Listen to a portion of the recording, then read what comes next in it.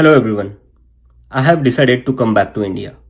Yes, मैं अपने देश, अपने घर इंडिया वापस आ रहा हूँ एजुकेशन मिनिस्टर धर्मेंद्र प्रधान का रेजिग्नेशन मांगने के लिए। इतने दिन से आप सब देख ही रहे हो कि हम सोशल मीडिया पर आवाज उठा रहे हैं कि पेपर लीक के कारण जिन नीट के बच्चों ने सुसाइड की और जो लाखों स्टूडेंट्स की मेहनत बर्बाद हुई है, उसके लिए तो धर्मेंद्र प्रधान को रिजाइन करना ही चाहिए।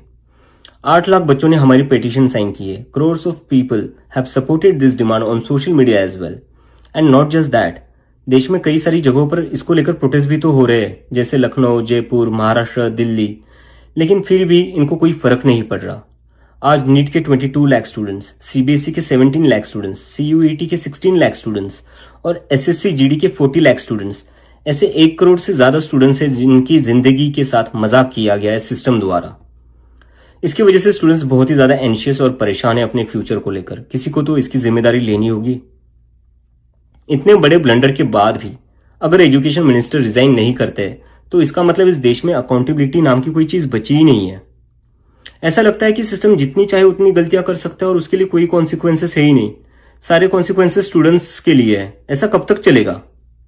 इसलिए अब वक्त आ चुका है, हम सबको साथ आना होगा और भारत के संविधान के रास्ते पर चलते हुए पीसफुली अपनी आवाज उठाकर धर्मेंद्र प्रधान के रेजिग्नेशन की डिमांड करनी होगी।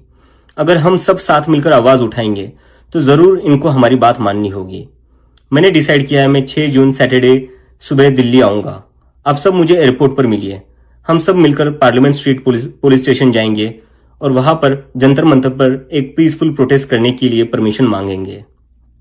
इंडिया का कॉन्स्टिट्यूशन हमें राइट देता है कि गलत के खिलाफ हम पीसफुल तरीके से अपनी आवाज उठा सकते हैं। उसी कॉन्स्टिट्यूशन के अकॉर्डिंग हम अपनी आवाज उठाएंगे और मैं उम्मीद करता हूं जितने भी कॉकरोच जनता पार्टी के सपोर्टर्स हैं और जितने भी स्टूडेंट्स और यूथ इस सिस्टम से परेशान हैं, वो इस प्रोटेस्ट में शामिल होंगे। जिसको लगता है धर्मेंद्र प्रधान एजुकेशन मिनिस्टर जो है हमारे, उनको रिजाइन करना चाहिए, वो सभी लोग इस प्रोटेस्ट में शामिल हो जाए। मेरे फ्रेंड्स और फैमिली को डर है कि मुझे एयरपोर्ट से ही अरेस्ट कर लेंगे और फिर जेल भेज देंगे, लेकिन मुझे अभी भी उम्मीद है कि आज भी हमारा देश एक डेमोक्रेसी है और हमें पीसफुली प्रोटेस्ट करने की परमिशन मिल जाएगी।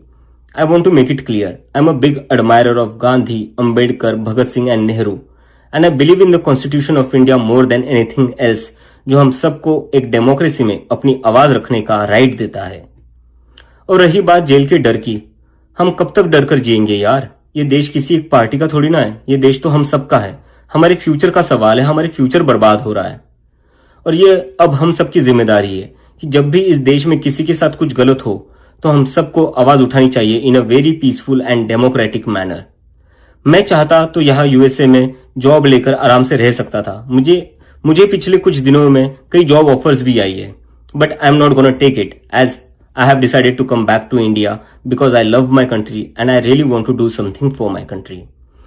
हम सब आज जो कुछ भी है वो सब इस देश ने हमें जो दिया है उसी के कारण है और अब हमारी बारी है अपने देश के लिए कुछ करने की, क्योंकि अगर हम आज कुछ नहीं करेंगे तो कौन करेगा? कब तक हम वेट करेंगे कोई और आएगा, आवाज उठाएगा और हमें बचाएगा?